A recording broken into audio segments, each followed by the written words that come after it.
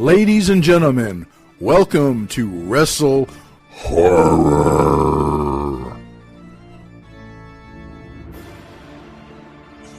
Greetings, viewers and listeners. Meathook Jim here, the WrestleHorror podcast. With me, as always, my co-host, Donnie Hoover. Donnie, what's going on this Saturday morning? Oh, man, I'm doing fantastic. Up bright and early, getting the day going. Joining us, of course, sometimes, because he's a slacker, our play-by-play man for New Ohio Wrestling, Mr. John Orlando. John, how are you this morning? I'm doing well, Jim, although I don't appreciate those slacker comments. What the heck? But on this episode of WrestleHorror, I was excited about this when Donnie reached out. It's old. If you're old school like we are, you'll know this name. Dr. Tom Prichard, how are you today? I'm doing great today. It's a beautiful day here in Knoxville, Tennessee. Thunder, lightning, rain, perfect for a horror podcast. There you go. I think. Yeah, man. Absolutely. So we got the horror element in there. Yes, we do, man. It's storming bad here, but it's good. So, Donnie, I'll let you start off. Yeah, we wanted to get into your background. Like I said, anybody that's a fan of wrestling knows a lot about your background. And, like I said, I'm sure John and Jim have a lot of questions about your history of becoming a wrestler. But I'm more interested in this training and the school and your training with WWE and being their head trainer. And so I'd like to tap into that kind of stuff if I could. Well, it's a funny thing about wrestling because there's not just one way to do it, and wrestling has always just been an opinion. My way, your way, the right way does not exist. So that's why everybody has such a distinct style.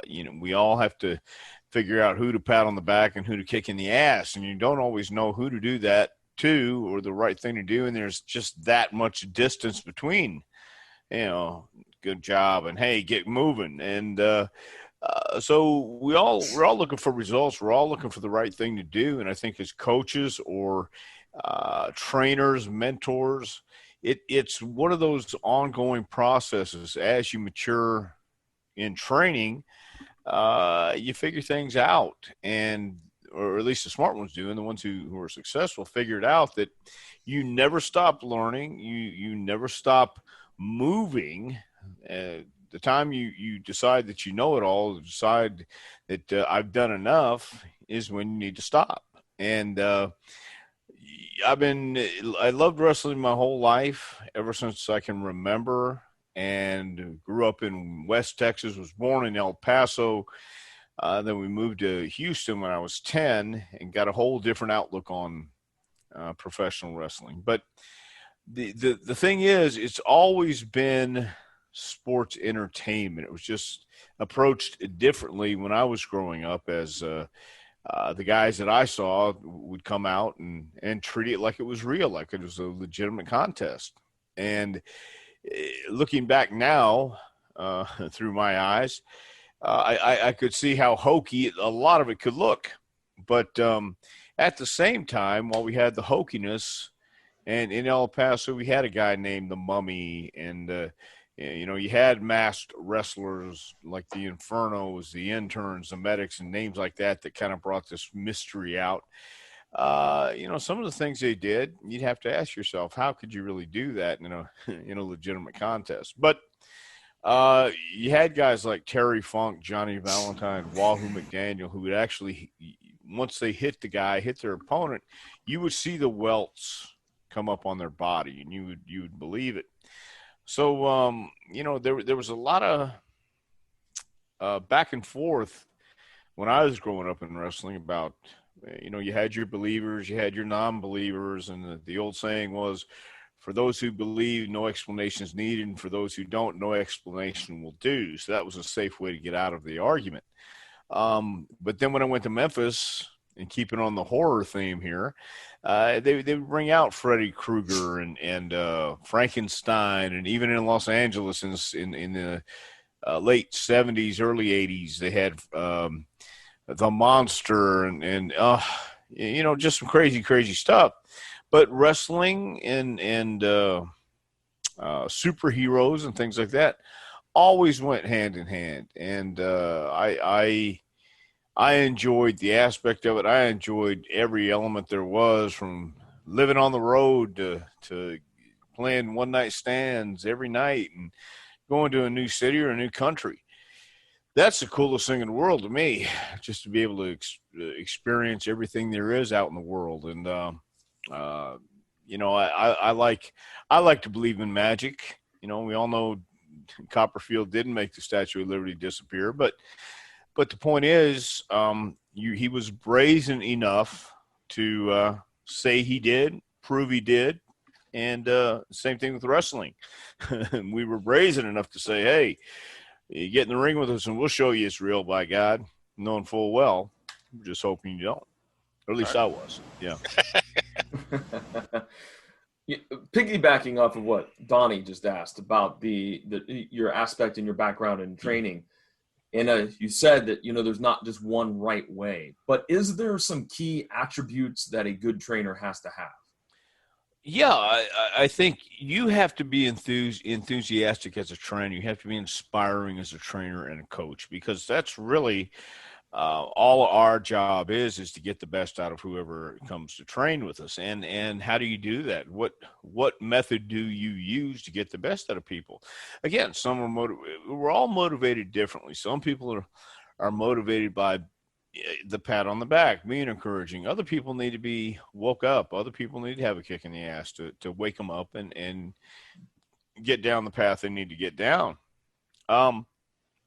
I think you need to have patience, and you need to have understanding and empathy as well, to realize I love this business my whole life. And man, I worked in the wrestling office in the summers during high school.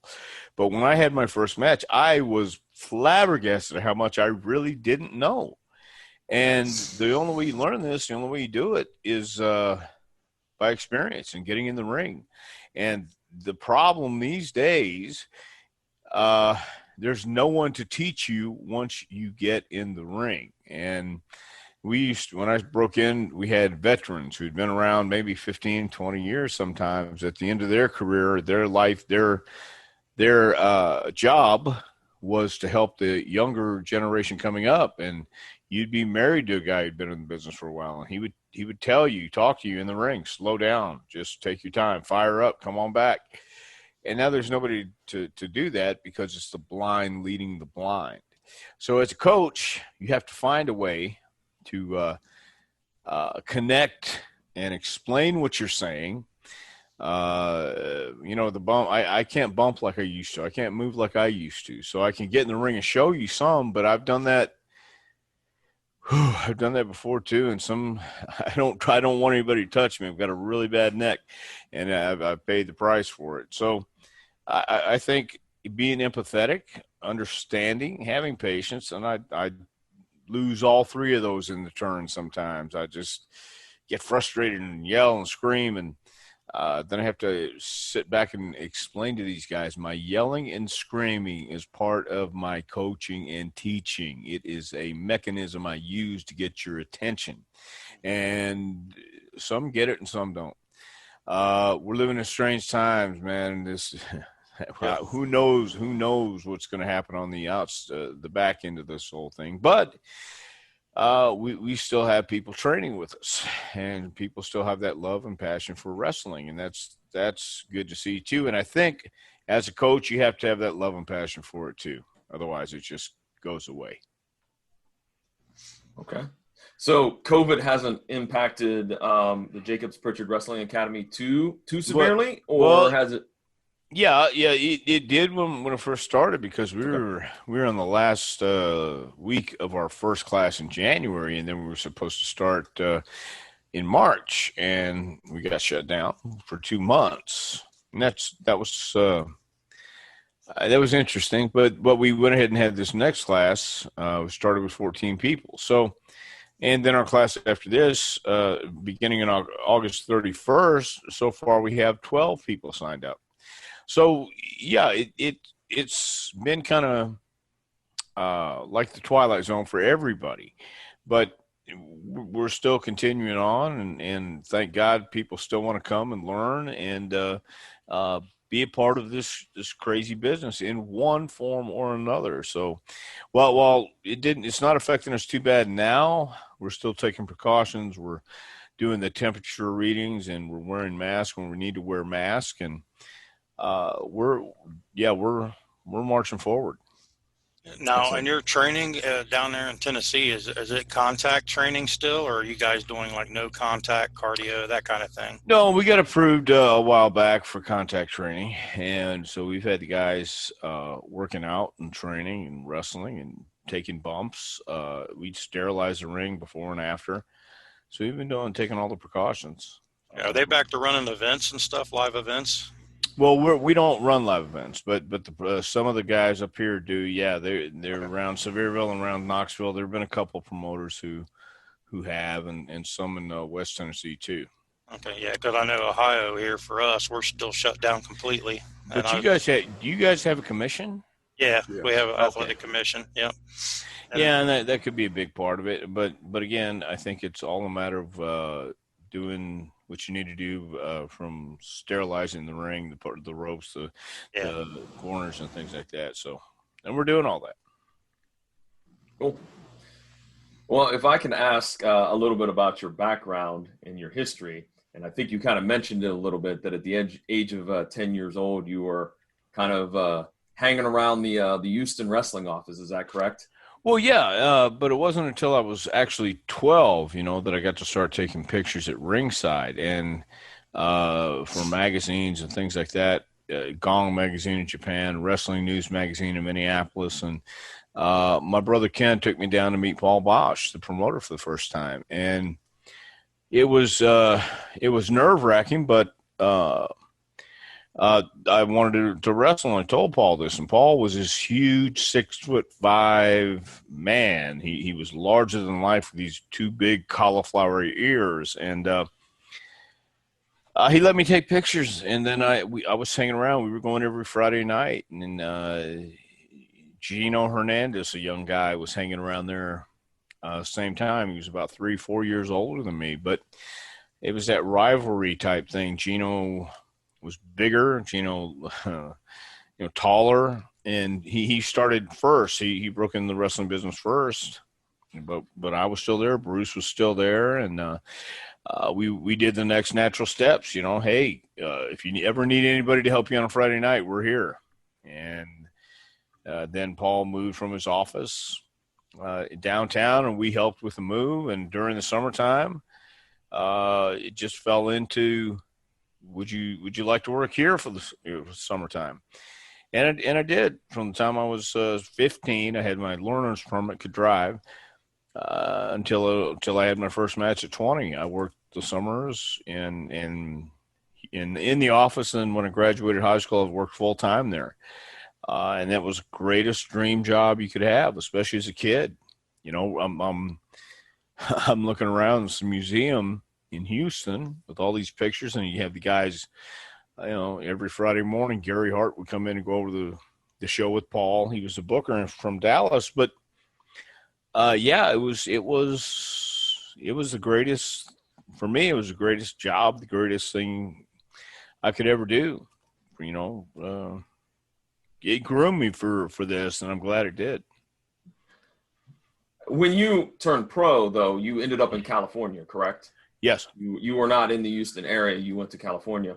What was the territory in Los Angeles and California like? Right. Well, I had my first match in October of '79, and I worked around some places in Texas and Louisiana, but not in Houston. No. I actually worked around Louisiana, Arkansas, Mississippi, and some of those towns for Watts when I first started. And I was supposed to go to Portland, Oregon in January.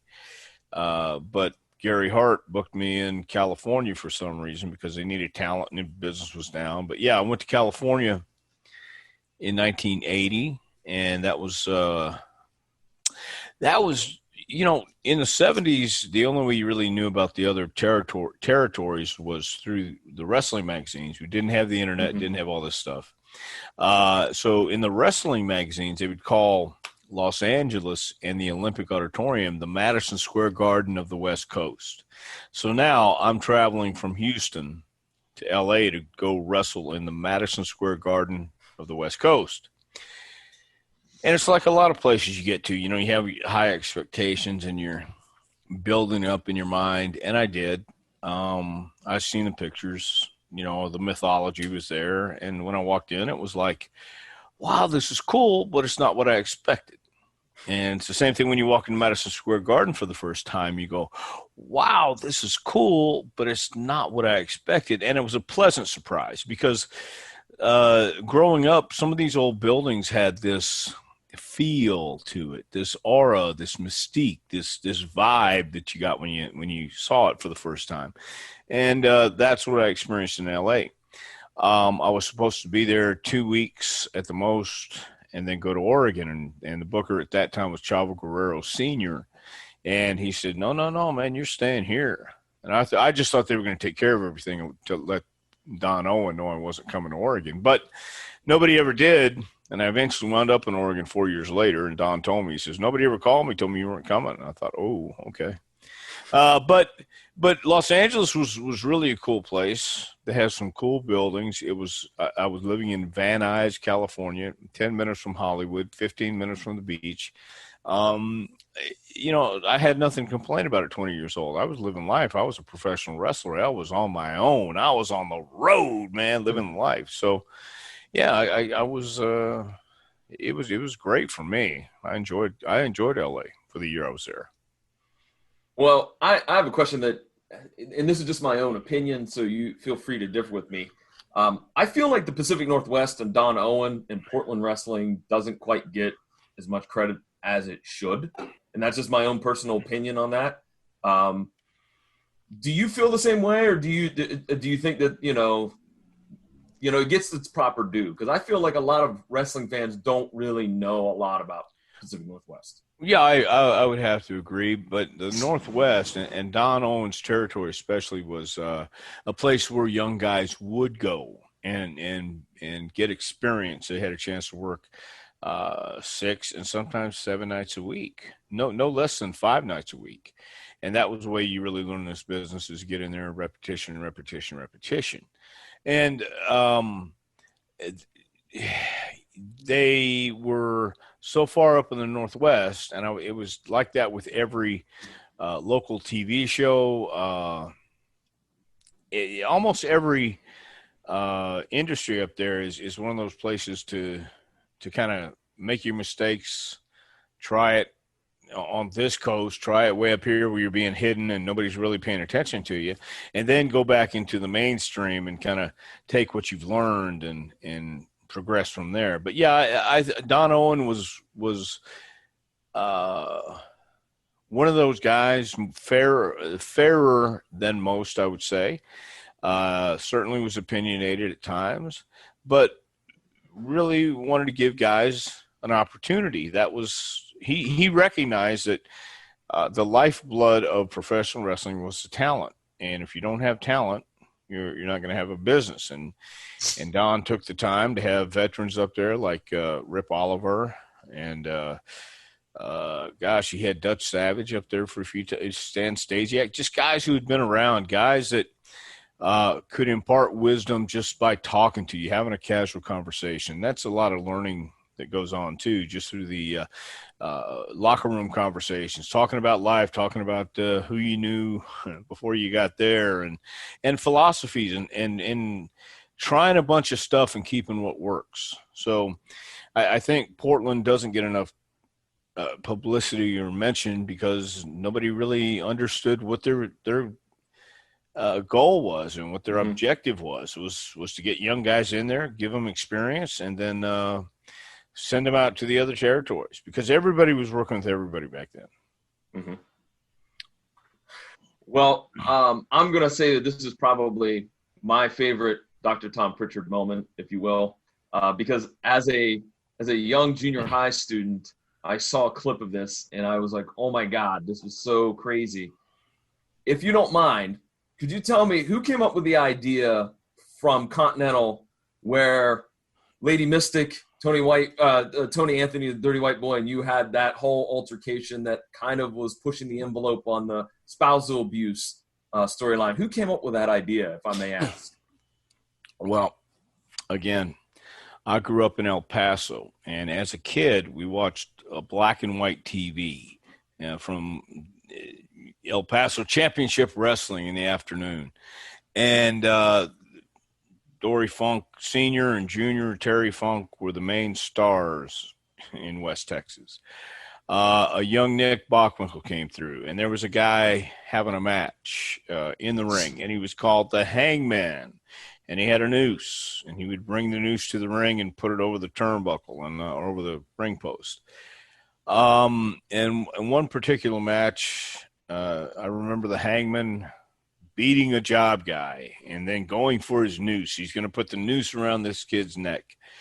Nick Bockwinkel comes in a suit and tie, not a suit, but a shirt and tie. You know, they look very, very professional back then. You know, this was a totally different culture.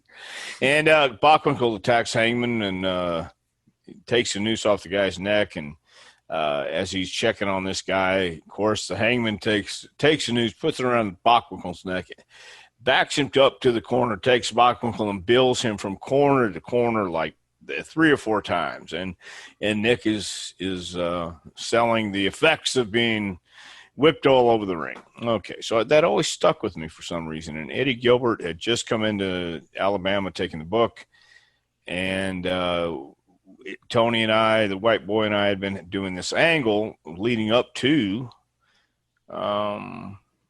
what we did with the news. And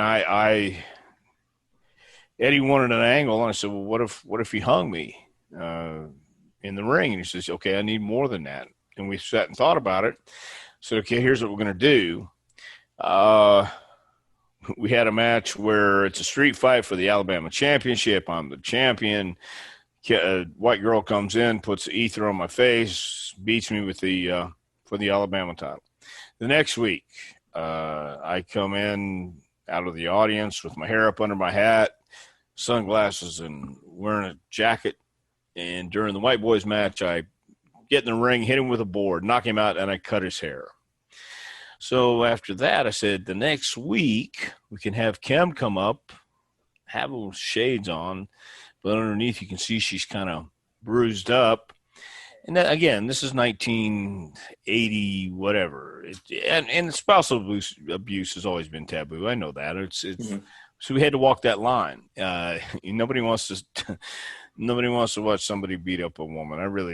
You're just not. Anyway, it's not. But it's Alabama. That's terrible too. But anyway, I'm gonna get anyway. So we did the deal, and Kim comes up and she's almost crying, and Gordon's gonna console her. So we came up with this whole deal, man. And that was the hanging was my idea. But here's what we didn't think about. Back then, we didn't go out and rehearse it. We talked about it. We might have, walked through it in the back, but we didn't go to the ring. We didn't see how far the interview stand was from the ring. And I didn't take into consideration when I said, and he could handcuff my hand behind my back so they can't see that I'm going to be pulling it. Well, the idea was this. Tony comes out and attacks me. I had my glasses on, take my glasses off. The referee, Tony shoots me into the interview stand. We collapse that. It's down, and the referee comes out to check on me. Earlier in the night, we had taken a syringe and took blood from my arm.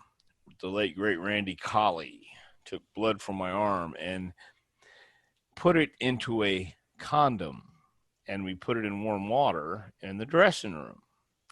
But we didn't tie the condom tight enough. And condoms pretty strong. They have to be, right? Mm-hmm. And what in the hell are you going to do with the condom in your mouth? Anyway, the referee had the condom, comes out and puts it in my mouth as I'm laying down, and I can already tell it's kind of squishy in there because I'm trying to bite it. The idea was Tony puts a noose around me, handcuffs my hands, puts a noose around me, and is going to drag me from the interview platform to the ring. We didn't even think about how far it was. We didn't think about the noose. It actually cinches up on you, even if you're not pulling, but you're pulling the rope, and he's trying not to, but it's tight, and he's really choking me for this instance. And I have this condom now in my mouth. The referee put in my mouth as he came out to check on me. And we're going down to the ring, and I'm trying to bite it, and I see, oh, man, this isn't going to happen. So we get to the ring, and as he's hanging me, I'm still trying to bite this condom. And Steve Armstrong had a little bit of a blade. He was supposed to come out and pop it if it didn't pop. And at the end of the shot, they show a wide shot, and Steve pokes it, but they see no blood. The fans, I think some of the fans at the fairgrounds that night saw it, but there was no blood. So we had this elaborate scheme planned out, but the best laid plans don't always work. He was choking the living hell out of me, and we got the point across, and just I don't think there were that many people interested in coming to watch us work our magic, so to speak. But yeah, that was my idea. Tony, I'd seen it before. Tony said, "Sure, I'd love to kill you." Why not? Well, let me just tell you, it stuck with me. I wrote down it was in 1988, so I would have been in 7th grade, and I remember seeing that clip and going, "That's not supposed to be happening." Like, because totally believed it. Like, you don't hit a woman and that. And I was like, "Oh my gosh!" It was cutting edge for me. That really wasn't supposed to be happening because he was choking the hell out of me, man. But that was part of the thing. That was so cool because we could do stuff like that. And I remember seeing things like that as a kid, saying the same thing, like, "Oh my God, what was this?" And they would use a loaded boot on Terry Funk, or the Von Brauners with Saul Weingroff would beat up Terry Funk, cut his hair, and how could that happen? Grizzly Smith, Harley Race came off the top of a ladder on Grizzly Smith's neck and broke his neck, and he'll never be able to wrestle again, except he went to Japan for 6 weeks, and then he came back and got revenge. So I mean, all those things that I saw too, I kind of went, man, you guys had me right there. And I've told a lot of guys that, just said, dude, I watched you guys wrestle. This is why I want to get into it, because you had me, and I want to know how you did it. And so, yeah, that was cool. A lot of people said that, and I think that's very, very cool, man. Yeah, and it just goes to show that even though it's taboo and it would probably draw tremendous outrage nowadays in our times, that stuff like that, it is impactful and it does work to where it sticks with people and people remember that. And so to me, that doesn't necessarily make it a bad thing. I think it's a great thing, because the basis of wrestling is to tell a story that people get invested in. And obviously, from what John's saying, he was invested in that story, and it still is, Yeah, and that's the other thing I think is back then it was all we did, and all we had time to think about was that. And it was a lot of fun, and it was a lot of fun and good times. I guess the same thing, but there were a lot of good times, and that authenticity and a lot of that is missing today, because nobody really knows how to have fun. You want to worry about the spots and everything you want to do in the ring, which is business, yes, but at the same time, if it's not real and if it's not authentic, and what I mean by real is making people believe it, or you believing it, and everybody's smart these days, so they say. But Johnny Valentine used to say, I may not make them, I might not get them to believe in wrestling, but I can damn sure make them believe in me. And so some of those guys, like Brock Lesnar, who is authentic, when he goes to the ring, people aren't so sure if he's going to snap or not. And that's that element of doubt that a lot of guys don't understand today. And that was pretty prevalent when I was watching wrestling and when I was coming up in it. And it changed, as all things do. Everything changes. But the basics and fundamentals, I will say this, never go out of style. And the basics and fundamentals include and are mostly needed is storytelling, and to get people invested, no matter what it is, no matter what show, no matter what commercial, no matter what you're selling, you got to tell a good story. It's got to be compelling, it's got to be interesting, and it's got to draw you in. And I think too many times now, again, with the culture we find ourselves in, it's instant gratification, lack of attention span. We can have all the excuses in the world. People eat sausage on a daily basis. I mean, I don't know. Orange juice is bad for whatever we want to say. There's 7-Eleven is open till noon.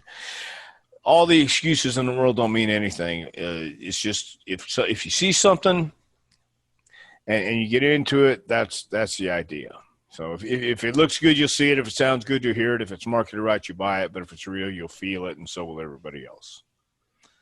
You know, Tom, I got to say, I started watching wrestling at about the age of 12 with my cousins. And I got really invested in it. I grew up in Florida, so I watched a lot of Florida Championship Wrestling. Really invested in it. You couldn't convince me for the world that it was scripted. I believed everything I saw until I went to a house show in Melbourne, Florida, which pitted Barry Windham against Les Thornton. And Barry was the face, Les was the heel, and it was a great match that Barry won. So me and my best friend are out there, 16 years old, trying to get autographs at the back of the auditorium. And here comes Barry with Les. Barry puts his arm around Les and said, "Let's go get a beer." It just, boom. Yeah. Mind blown. Right. Well, but and here's the thing. I remember real quick, I'll tell you, here's my story on that. Because back in the day, and we're talking 1969, 1970,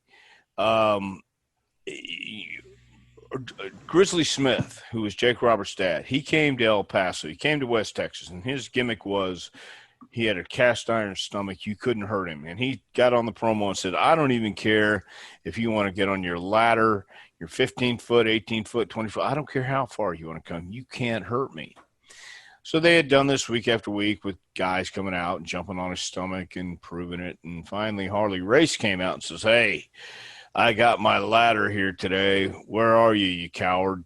And you don't call anybody a coward in wrestling, get away with it, by God. So the next segment, Grizz came out and he says, "All right, now we're going to set this up." Now, Nick Roberts is the announcer. Nick Roberts is Baby Doll's dad. So it's all connected, man.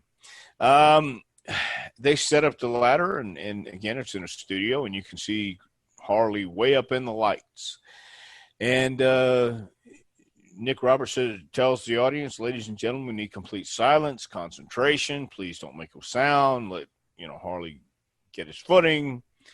Well, Harley gets up there and make a big production about it, and it's all in the production. It's all in the setup, and Harley gets there, and he's in the lights, and he's adjusting the lights, and then all of a sudden he drops down with a knee right across Grizzly Smith's neck. Wouldn't you know it? That no good, rotten son of a. And by God, the studio erupts. Nick Roberts goes, "Oh my God, ladies and gentlemen, oh my God!" And then Harley comes over and says, "What did you do?" He says, "Those goofs didn't hold the ladder right. The light was in my eyes. I couldn't, whatever." So Nick Roberts says, and again, this is West Texas, but Nick Roberts says, "We need an ambulance, not an ambulance, an ambulance." I'll never forget that. "We need an ambulance." So they got an ambulance, and they rolled up the door to the back of the studio. The ambulance pulled in, put Grizz in there. They took him away, and Nick Roberts is doesn't know what's going to happen. Grizz has his tongue hanging out, and oh my God, we don't know what's going to happen. Stay tuned. We'll keep you updated. Well, at this time, we were moving to Houston, Texas, and I have a lady who's going to send me the newspaper clippings from El Paso, keep me up to date with what's going on there, friend of my mom's, and so she sends me all this stuff. Grizzly Smith is touch and go. We don't know what's going to happen. I get to Houston, Texas. There's a new crew of wrestlers there. There is Johnny Valentine, Wahoo McDaniel, Jose Lothario, the Great Malenko, the Spoiler, Gary Hart. There was a great list of guys who, great wrestlers, great workers. And we're watching Houston wrestling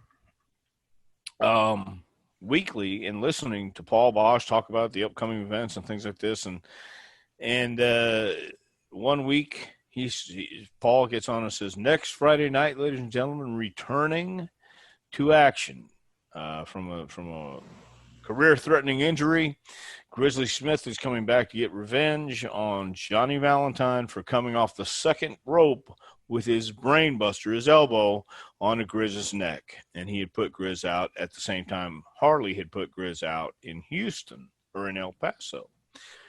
And during that time, Grizz was working El Paso and Houston, and he was working with the race in El Paso and John in Houston. But he had a 6-week tour of Japan coming up, so they did the injury angle. Grizz is out for 6 weeks, and he comes back. And I told both Grizz and Harley that when I got in the business. I said, you guys are responsible for smartening me up, because I saw what happened in West Texas, and I can move to East Texas. You guys do the same angle. And Grizz says, yeah, I had a 6-week tour of Japan. And I thought, well, that was intriguing. And it just always that always got me. Once I found that out, that it intrigued me even more how these guys can perpetuate this con or this whatever you wanted to call it. It wasn't an act, because these guys were kind of walking that line. You just had to know how to turn your personality up to 10 when you went out in the ring. But I thought that was an insanely cool way to make a living and go out there and have a blast. Like I said, going from town to town and realizing that you can make people scream, cheer, yell, boo, cry, laugh, whatever you want to do. That was a great thing about wrestling, and it still is in some places. They still get that vibe and that idea that it is supposed to be fun. It is supposed to be entertaining, and it is supposed to suspend disbelief. So you don't just go out there and half-ass it. You have to go out there. You have to have a love for it. If you don't have a love for this, it's going to be mighty hard to make other people love what you're doing too. Yeah, good advice. Sure, for sure. If we can move on to a little later on down the road, where you teamed up with Stan Lane and the Heavenly Bodies, and you went to Smoky Mountain. That's where that team was formed, correct? That is correct. I was working in Memphis, and Cornette had enough of WCW. The idea originally was to bring the Midnight Express and Rock and Roll Express back to Smoky Mountain Wrestling. But Bobby Eaton had just signed a contract. He had family, but Stan and Jimmy had had enough. And Jim had already had his sights on doing something in Knoxville. So when he called me, I'd already been in Memphis about a year, a little over maybe. Then it was time to make a move. So that was a good break for me as well, because working with I'd known Jim for maybe 15 years at that point, and always got along with him, and he'd consider me before, but things just didn't fall that way. So now I was getting the chance, and that was a pretty good break. Yeah, and that's what opened the door for the WWE, and which became a storied career for you in and out of the ring. Yeah, more so out of the ring. I mean, more so I think just with the training aspect of it, because at that time when I got to WWE, I was already 33 years old. I had some injuries, it wasn't as young as I wanted to be, wasn't as young as I could have been, but we made it there. It was just the fact that it wasn't the storied, fabled career that some have, but it was a lot of fun, man. It really was. Yeah, I saw on a YouTube video a while back, somebody had asked you about the Bodydonnas, because you switched to the Bodydonnas. Yep. And it said that you ended up hating your name Zip, but you loved your tag team partner. Well, I love Chris. Yeah. It was horrible. I mean, dude, me and a bleached blonde crew cut. No. I mean, I've always worn long hair. I wasn't. There was a lot of The Bodydonna gimmick was terrible for a lot of reasons, and Chris was a great guy. He loved the business. He would do anything. That's what he lived for. But Tammy was always Tammy, and Tammy said that you must have confidence, you must have an ego to succeed in anything you do. And Tammy didn't lack any of that. She believed in herself, which is good. It's a good thing. But I couldn't take it. I don't want to be around it. It was 24/7 with her. She never that switch was never off, and so that was what made it so not very nice for me. It's just the personalities I was around at that time. Yeah, clash personalities, that happens. Within your tag team career, what would you say would be your favorite match that's most memorable for you? I really don't know if there's a favorite match, but any match with the Rock and Roll Express was always fun. God, we worked with the Steiners at SummerSlam. That was kind of cool. That was really our it was our first pay-per-view experience with WWE, and but I don't know if that was necessarily had a favorite that stood out, but there were a lot that we had that were cool, easy, and fun. So Cool. Yeah, I know you say with all the wrestling and training and stuff that you've done, it's the who's who of wrestling on people that you've trained or has had a hand in helping. And, just like Kurt Angle, Val Venus, The Rock, Shane McMahon, Natalia. I mean, the list goes on and on, Mark Henry, on people that you've trained. And that's what I want to kind of get into more is to talk about your training school. I want to step back into that. And it's, as John said, it's the Jacobs-Prichard Wrestling Academy. And talk a little bit more about your school and what you guys plan. Do you guys run live events for your students, or do you send them out and help them get work, and how all that works? When we first started JPWA, we had big hopes and dreams of running shows around here. We're gonna run outside of Knoxville. We're gonna make this work. And then we started doing the training, and our deal is this. We wanted to train at least 5 days a week. And originally we were training Monday, Tuesday, off Wednesday, Thursday, Friday, and then we'd come in Sunday for promos. And on those weekdays, we were going from 6 to 10. Now, if you work a job all day and then you have to come and go another 4 hours and you don't get off till 10 o'clock, those are long days. And I understand that. But the deal is there's 24 hours in a day. I believe what's possible is done. I believe if you want to do something and it's worth it to you that much, you believe it, by all means, you can do whatever you put your mind to. I truly, truly believe that. But, once I got into the training and I understood a little bit more about how my days were going to go and how much time it actually takes to go out and try and get these buildings and try and get sponsors and try and get people to come out. And when you're first starting, you really don't have any equity. You don't have anything equity and talent wise too. I mean, so we don't run live shows right now. We're only in our second year, and at the beginning of 2020, we were looking forward to it, and then all of a sudden this thing hit, and we went, "Oh my goodness!" So we're not running shows right now. I'm training. Glenn will stop by on occasion, and we have people who have been gracious enough to book our guys and help them get experience. But here's the thing.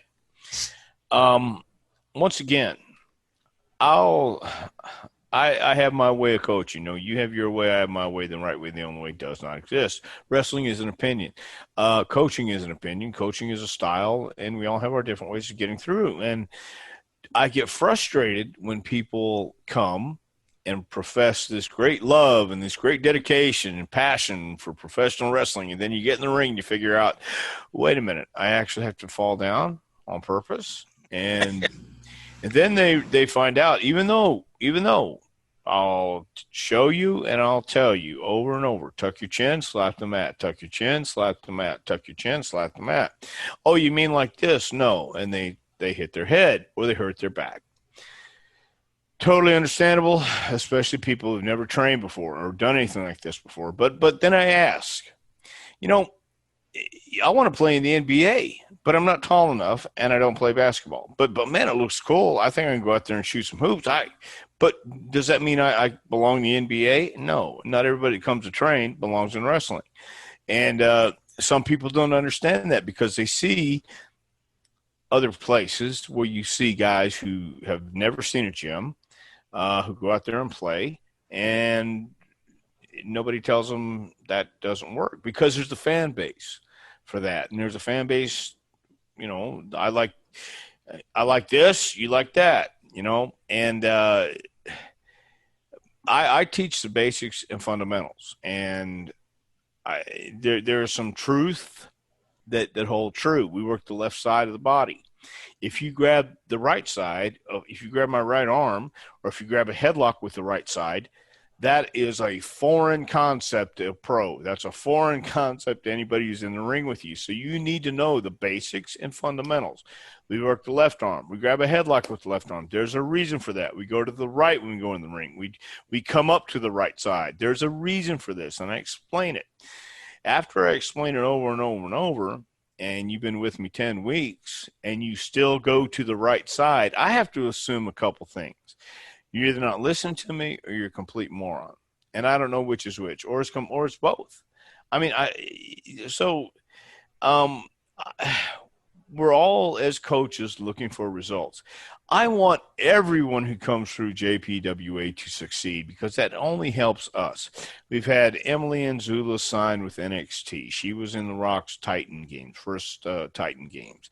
She's from Knoxville. She came back. She wanted to train with us.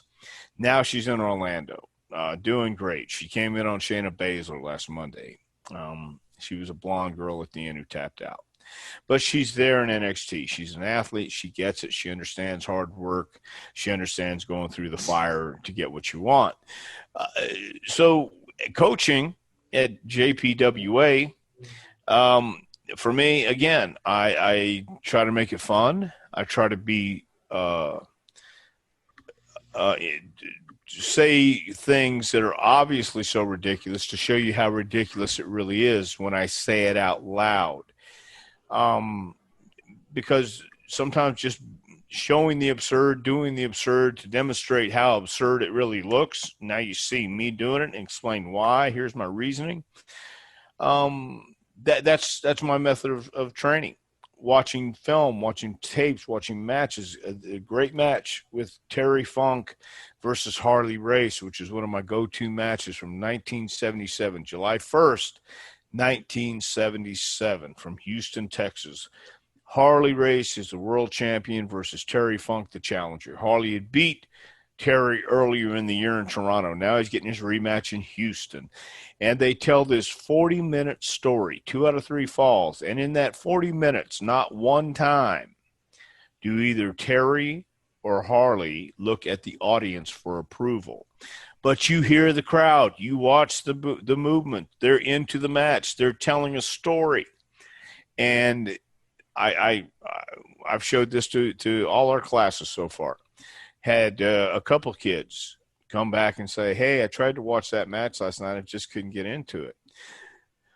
Okay, we're going to watch it today with the whole class. I'm going to show you what I'm talking about. I'm going to show you that there's no such thing as a rest hold. There's everything you do in the ring means something. Every small little movement means something. It's just the nuances. It's just the little things you do. We watched John Cena versus CM Punk from Chicago, Money in the Bank. You watch the emotion on the faces. You watch the movements. They let it breathe. They don't go bam, bam, bam, bam, bam, bam, bam. They don't just do spot after spot. And that's storytelling. Do we need flip, flop, and fly today? Of course. We need everything for everybody on the card. When there used to be a circus, they would have the lion tamers, the bears, whatever acts they had. And that's what wrestling needs to do too, is have an act, have a match that people are going to get into. And that's why you have 5, maybe 6 matches. You don't have 15 or 20 because then you're there till 2 a.m. That's stupid. And I've seen that too. Guys go out and have 15 matches. No. You're overkill, man. And you're going to lose it. But you need stories to tell, and you need to have something for everybody. Real quick, Paul Bosch used to say, I like to go fishing, but I also like strawberries. But when I go fishing, I put worms on the hook because I'm trying to catch fish. So you give your fans what they want. What attracts your fans? If the fans want blood and guts, well, then you give them blood and guts. If your fans want super kicks, high flying, and crazy stuff, you give them super kicks, high flying, crazy stuff. But you'll know if they come out, that's you feed them this. If they don't, you find out what they're hungry for, and you feed them that. And that's what a lot of people don't understand. It's not what I like. It's what the company you're working for, their fans like. And a good company that knows will be in tune with its fan base and do the market research and ask their fans and engage with their fans and get to know their audience. I mean, we used to do that in FCW when people would come to our shows in FCW. We'd have a questionnaire and ask the fans, how'd you hear about it? What do you watch FCW on? How'd you know? Posters, flyers, whatever it is. And I think that still holds true today, especially when you have independent shows or independent companies out there trying to run a business. It's a business. And if you don't make any money, you're not going to stay in business. You can't support it. So that's a huge, huge thing. How do you translate what you've learned in professional wrestling to being profitable and also enjoyable? I think you should enjoy this and be able to make money at the same time. So, a lot of things that we do are based. In fact, everything we do is based in the basics and fundamentals. Locking up, walking in the ring, grabbing a simple hold, keep your head up, spacing, timing, feeling. This is a feeling business, instinctual. And the only way you learn that is just like being a stand-up comic. You can tell jokes all day long in front of a mirror in an empty room, but you don't know how it works until you go in front of an audience and get that reaction, get the idea across, and timing and know when to hit the punchline. Same thing. We know when to hit that high spot, know when to do a false finish, know when to get bring them up, bring them down. Keep them here. You know, people start chanting boring, they'll get tired, I promise. And you control the action. You control the crowd reaction too. So can we talk real briefly about your book that you've had out for a couple of years? If somebody's like Donnie, yeah, there you go. There you go. Put there you go, Dr. Tom. All right. Well, once again, real quick, the name of it is a pro wrestling curriculum, advice, suggestions, and stories to help the aspiring pro get to the next level. All wrestling is suggestions and opinions, and this is just one way to do it for a year. The way this came about was in FCW, they wanted a one-year curriculum. And there's no such thing. You can't just say, we're going to start here and end here, and we're going to stay all by the book. No, because my way of training is this, and this is the way I did developmental too. We got an idea. We have an agenda. We have a plan. We've got the lesson plan over here. This is what we're going to work on. We're going to work on fireman's carry, headlock takeover, head scissor. We're going to work on going over the top rope. Then we're going to work on just locking up and moving and leading and following in the ring. Okay, you get into that in 15 minutes. It's kind of like when you're going to have a workout and you're feeling like chest that day, but it just ain't working. You just don't feel like pushing once you get down on the bench. So you're going to go back and now let's do back and let me see. I feel like pulling instead of pushing. Same thing in this. If the guys aren't feeling it, I'm not feeling it, and the energy level's down, I'm going to go to something else, and it's going to be along the same line, and I'm going to come back to this. But I'm going to go to something else, and I'm going to get a rhythm going. I'm going to get a flow going. That's what I'm looking for. I'm looking for the guys to get into it where they're going to learn. We don't have to learn armbar into a Fujiwara, whatever it is that day, and then we have to do it that day or else the world's going to end. No, it's not. We're going to feel it, and we're going to go by it. And some guys will never take a hip toss in their career. Some guys won't take a back row. Some guys don't have to do a lot of things in the book. These are suggestions. But you have to know the basics. You have to know how to walk. You have to know how to lock up. You have to know pacing. You have to know timing. Very, very important. I've never heard in all my years of wrestling anybody, as they're walking out of an arena, say, man, what a hammerlock John Cena did tonight. Wow. That's not the idea. But he has to know how to do a hammerlock. He has to have his foundation down. Because in the middle of a match, if something, everybody calls their matches in the back, A, B, C, D, E, F. What happens if at B, something happens and you can't get here because you don't know how to do anything except how to follow the pattern? Well, you have to know how to get if something happens at B and you've got to go all the way to F. You've got to know how to grab a hold. You got to know how to make it work. You got to know how to get back on track.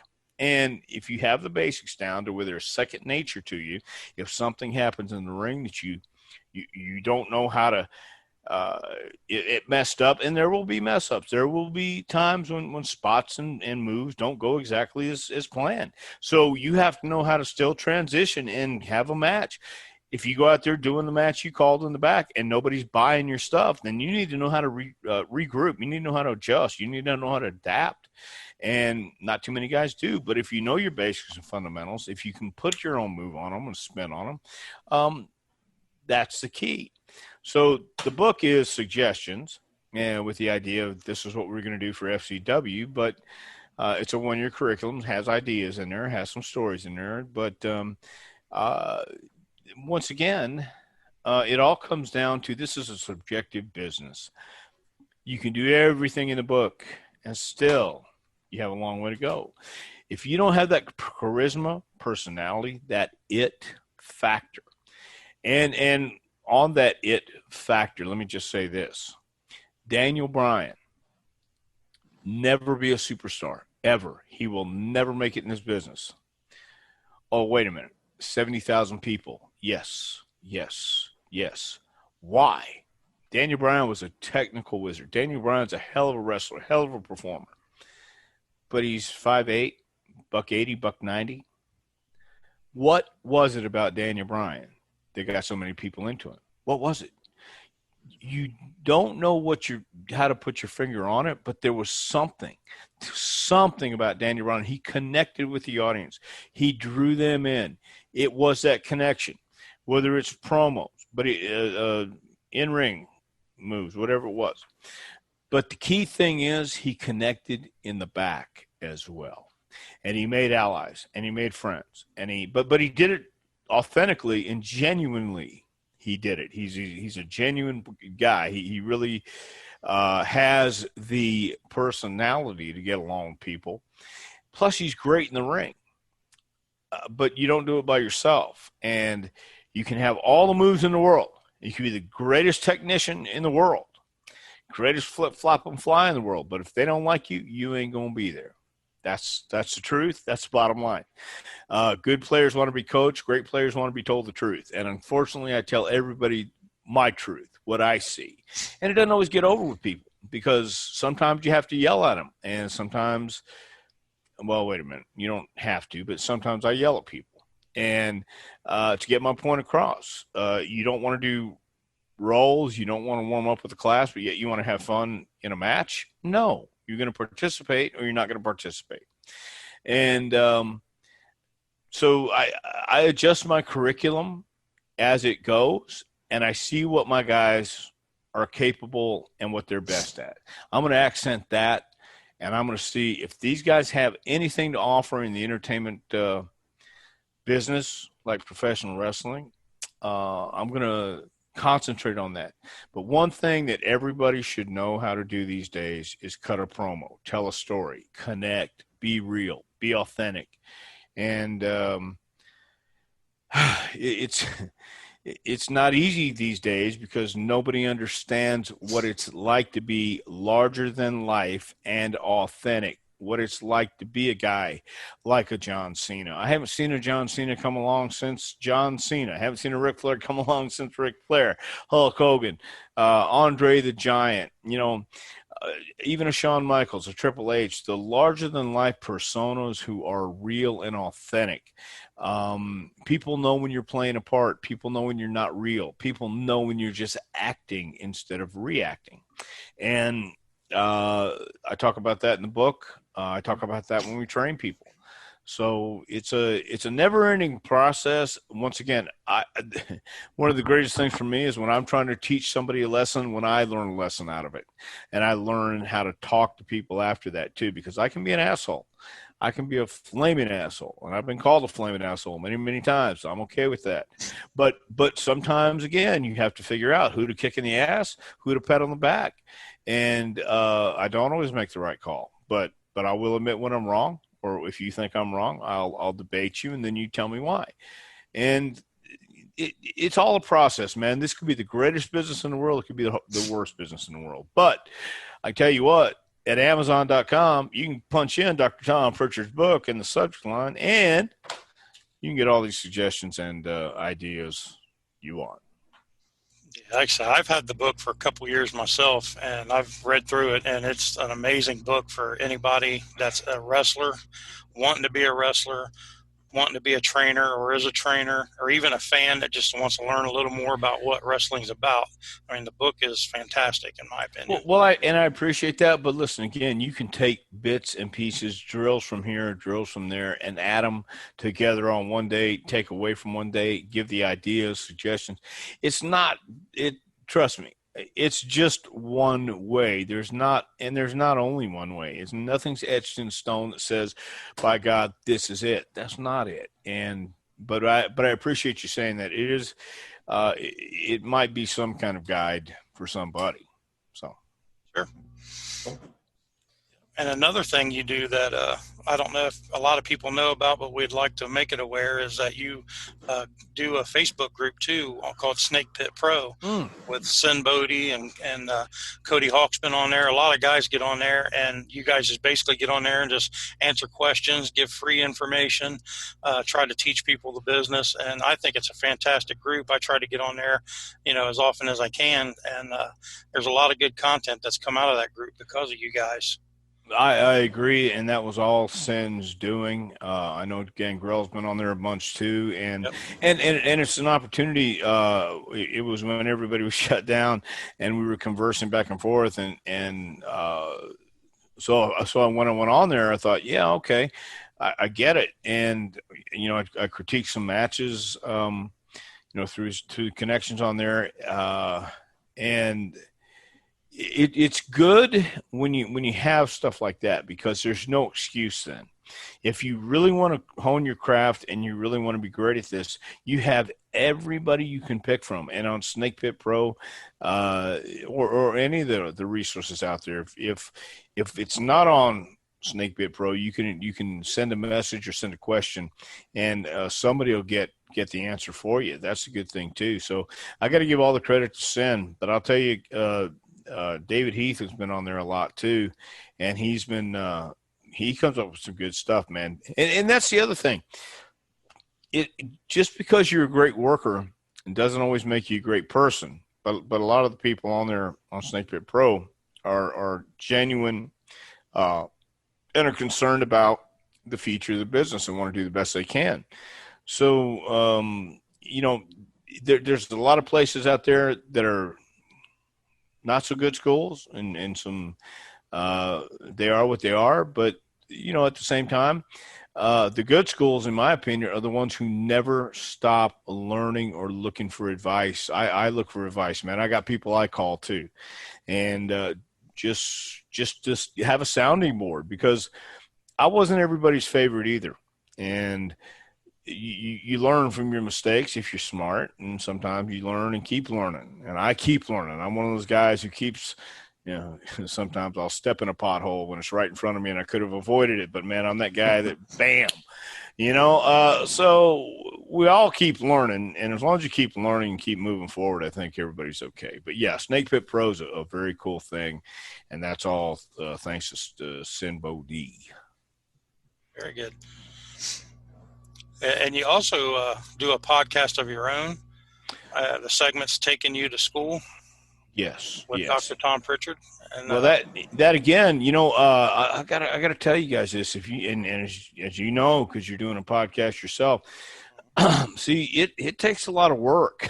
Do the research, do whatever you got to do. I mean, it takes a lot of work, and during the gosh, we started in January, I think, with the podcast, but during the COVID, I had a little more time, but now, we do it on Sunday nights, and it's good. It's a great outlet to, this way, you have something you can inform people about. And it's been a lot of fun. And John Paz, does all the research, because I told him, said, man, I'm right now, I can't do it. I just can't. I can't do what he does, and he does it well. So yeah, taking you to school every Monday, I think it drops, because we do it Sunday night, 8:30 until we're done. Just let it run, huh? Right. Now, Tom, do you want to plug your website, any social media where people can find out more about Dr. Tom Prichard? I would love to. Actually, JPWA has, our website is jpwrestlingacademy.com, has all the information about our next classes coming up, which would be August 31st through October 20th. And that'll be our last 12-week session for 2020. And then in October, November, I'm gonna run classes usually from 3 to 8. And just for some of the guys who are still around here want to come in and train in the ring. But jpwrestlingacademy.com. We're also on Twitter at JPWA. Facebook is Jacobs-Prichard Wrestling Academy. And my Twitter is at Dr. Tom Prichard, which we also update. I try not to go on Twitter too much. It's not intentional, but at the same time, I put my head in that wood chipper a few times, and I just went, "Oh my God!" Because everybody's an expert, and everybody wants to fight, and I just, man, please. So that's the way I feel about it. But the Facebook page, I also have a personal Facebook page on there as well, just at Tom Prichard. So I appreciate it, man. We've been very happy and very fortunate with JPWA in the last year and a half, a little over a year and a half now. And Knoxville is a great place. Let me just plug this real quick. Knoxville is a cool place to live. It's the cost of living is pretty reasonable and downright cheap for anybody who wants to come and move. We've had people from all over the country come. In fact, we had one kid, second class, come in from India for 12 weeks to train with us. He came with his mom and his sister. And he stayed here for 12 weeks, 17 years old. And, we once again, I know when people come to wrestling training, they're looking for something and they're looking for the answer. Not everybody has the answers, but I guarantee you, I do believe that there's three kinds of people in this world: those who try, those who give it their best shot, and those who say whatever it takes. And it really is true. If people tell you no your whole life, you can choose to believe them, or you can choose to prove them wrong. Whether you think you can or think you can't, you're right either way. It's true.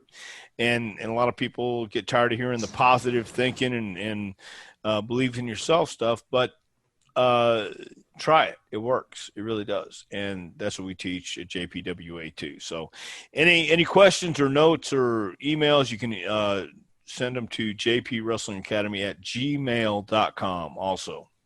So, yeah, well, I do know one thing that I can attest to from what he said is we are avid fans of the Gatlinburg Pigeon Forge area, and my family frequently does our vacationing down there. That's our favorite area to be around.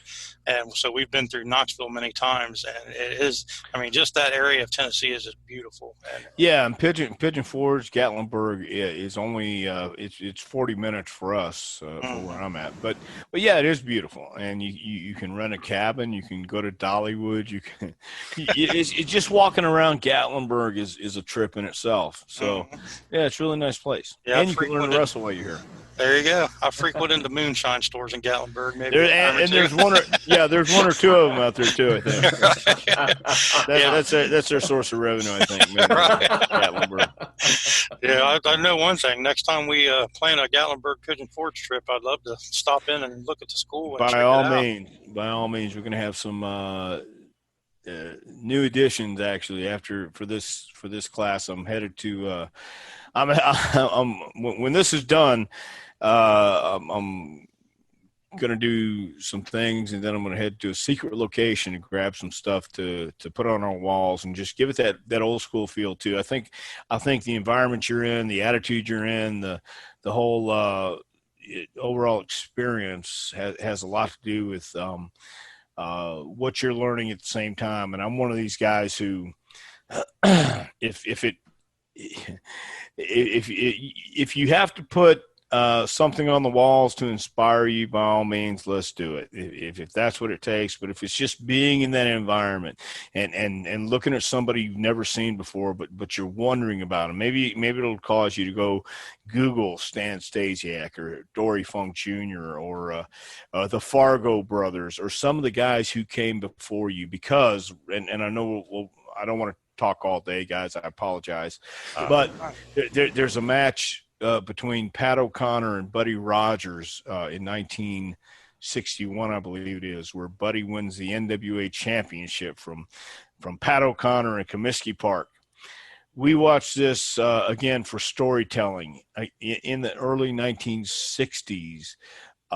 It's not the same culture. It's not the same business. No, it's not. But there's one move in this match that O'Connor does where he grabs the arm bar on Buddy Rogers and walks all the way around Buddy, and it looks like he's twisting his arm off. And nobody does that because nobody knows how to do that. When we watch it, we tell guys, you can incorporate this if you know how and where to do it. And we'll even try it in a match. And then it just goes by the wayside.